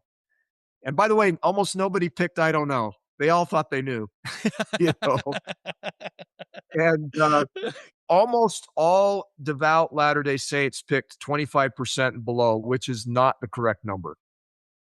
Okay. And so there was a low side bias that was very persistent. And then I asked the reasons. Okay, here are many common reasons that people cite for leaving the church. Which ones do you think are the most accurate? And the ones that active members of the church picked tended to be among the least accurate, right? Mhm. And they very consistent. So, you would this would make sense to you given your background, but um, you know, people sometimes do leave because they commit a sin and they want to get away from the church, right? Yeah. But that's not super common, and it's definitely not the primary reason people step away, right? But that reason is very firmly entrenched in many Latter-day Saints' mind as, yeah, that's what happened, right? So it becomes a bit of a trope. Now, why the blind spot? I don't think there's anything unique about Latter-day Saints here. I think this is just human nature.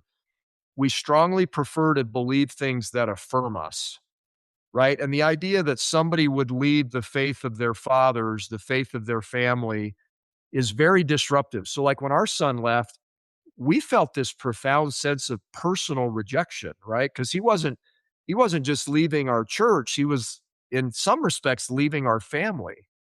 And he was rejecting a really massive part of our family culture and who we were. And so people don't want to believe that it could be true. And so I'll give you an example. Every morning I get on the bathroom scale, and if I don't like the number, I quickly turn away, you know? We got rid of the scale. We just got rid of it. We just That can't be right. Must be retaining water, Yeah, you know? right. So Winston Churchill once spoke of a political colleague, and he said, "Yes, this is a man that occasionally encountered the truth, stumbled across the truth, and then quickly dusted himself off and proceeded as if nothing had happened." And so I think it's human nature that we don't wanna believe things that are unpleasant.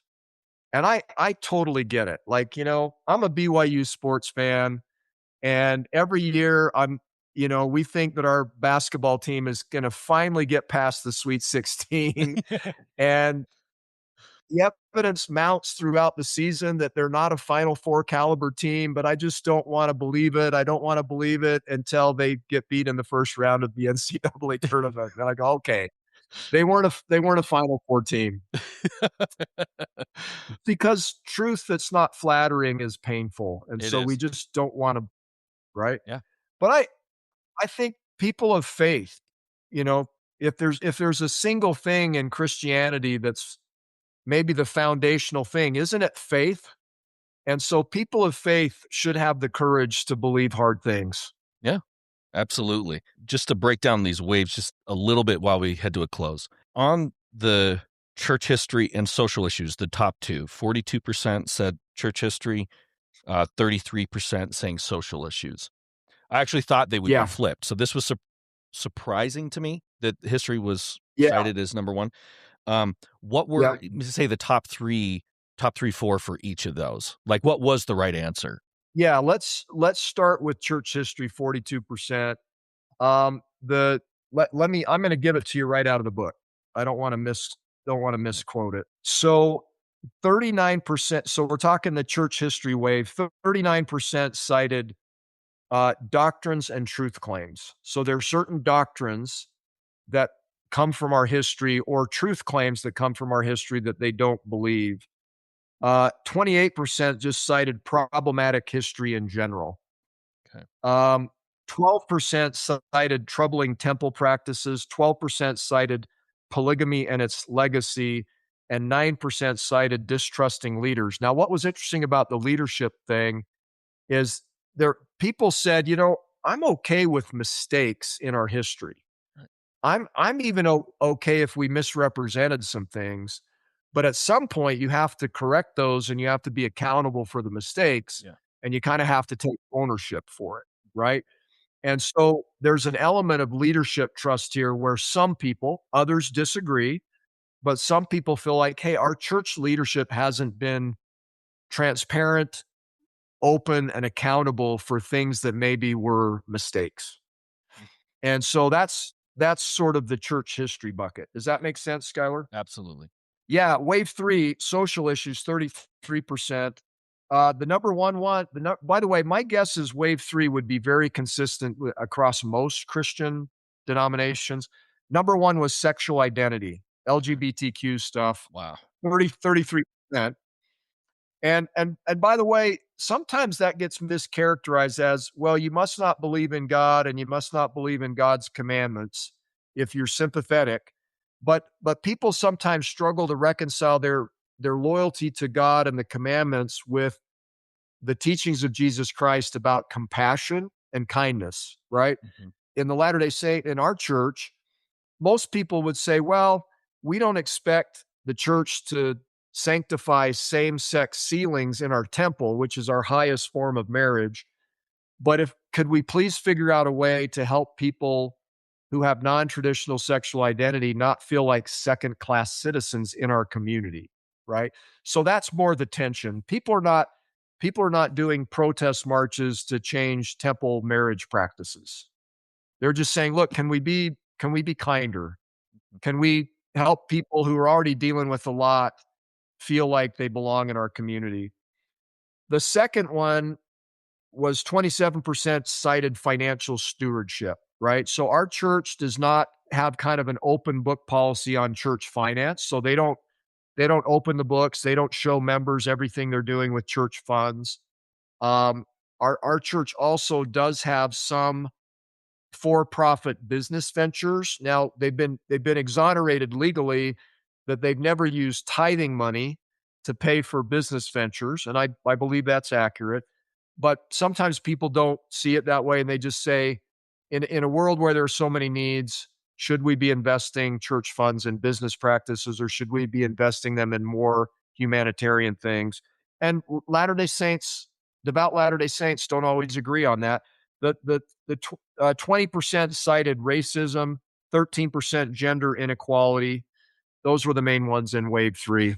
There seemed to be a tension in the sense of when, and of course, book is in the show notes. People should get the book and see it.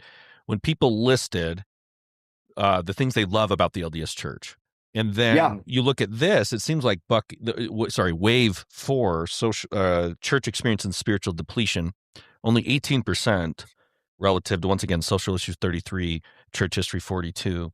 It seemed like most of the issues that they say they love the most are in the top tier. Most of the issues that Mhm. are less prioritized are lower in the list, yet it was really high for them leaving. Yeah. How do you view that?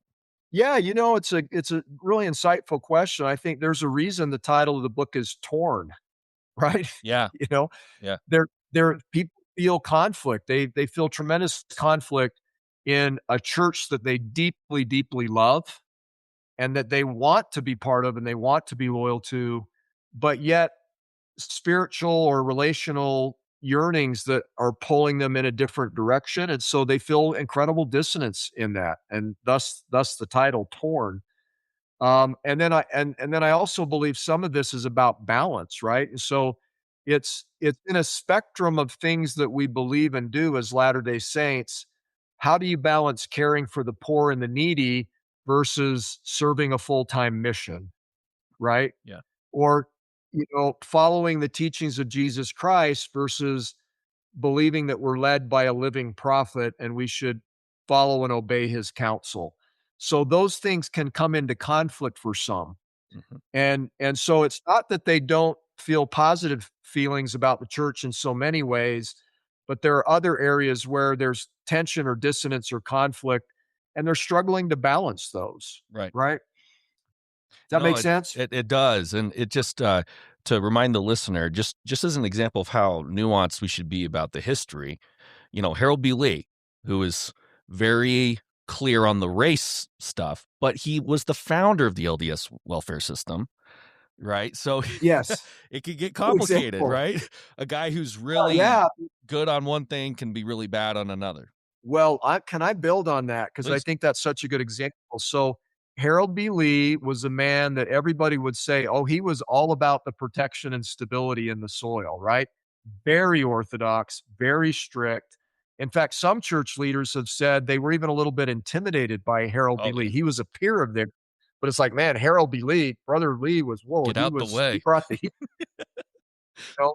And yet, with what you just said, he Right. established this world-class, welfare system Yep, that's responsibility-based, right? It teaches personal responsibility, provides relief, and it's kind of a model that people come from all over the world to learn from because it's yep, working so well, and it was the same guy, that did both. mhm, And then there was another Latter-day Saint apostle at the same time as Harold B. Lee, Hugh B. Brown, and those 2 used to have fairly strong disagreements about these kinds of issues, you know?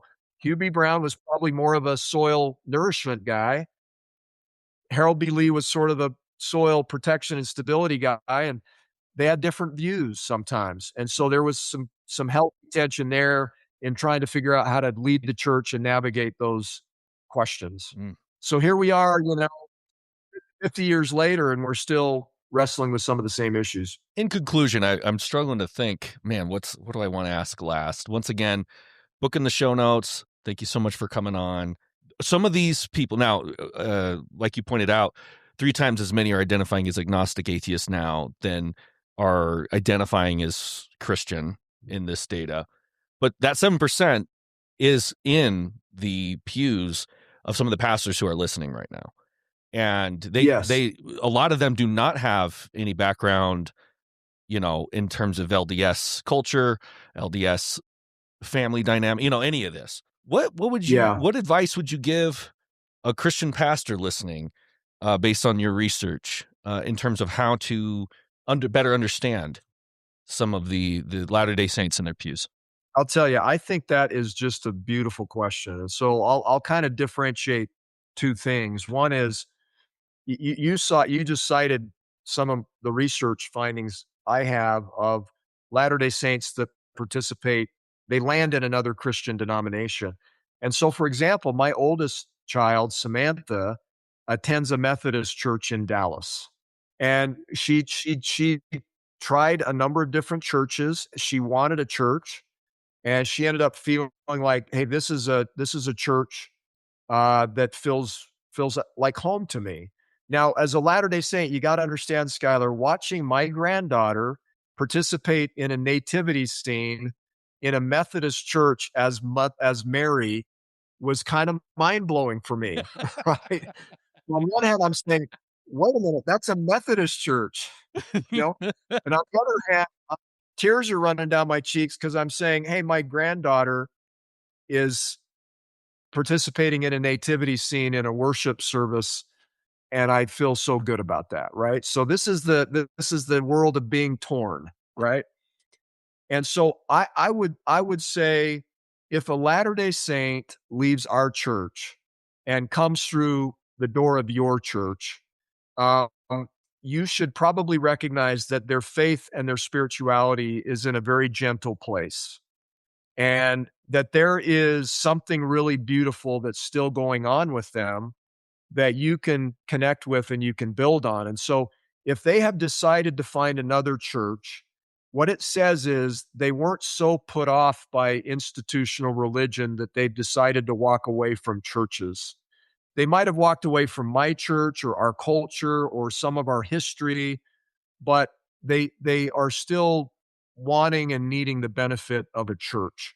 And so I would say embrace them, bring them in, take a little bit of time to ask them about their journey and recognize what a sincere and sensitive thing it's been for them. Now, something we didn't talk about is the portion of Latter-day Saints that become agnostic or atheist. And I think the reason that that number is pretty big is my church is a high expectation, high demand church. Yeah. And so I think what happens is sometimes when they let go of my church, they also let go of institutional religion because they say, man, if that's what church is about, that was just a little too much for me. And on the other hand, there are plenty of Latter-day Saints that say, I love those expectations. I love those demands. It's part of what makes my faith so meaningful. And so like you ask an average LDS bishop who's putting in a ton of time, how they feel about being a bishop, and they'll just shake their heads and tear up and say, man, I loved it. I loved it. And because people love to serve, right? And so that would be my humble suggestion to a pastor of another faith is embrace that person, try to understand, ask them about their journey and what brought them into your church, and and help them feel at home. The book is Torn: Why People We Love Are Leaving the Church and What We Can Learn from Them. Jeff, thank you so much for coming on. This has been Yeah. an honor. Yeah, such a pleasure to meet you and be your guest. And hey, by the way, to Skylar's audience, this man does his homework. He really does. He read the book and he did it very quickly, and the questions were so insightful. Well done, Well, I appreciate that.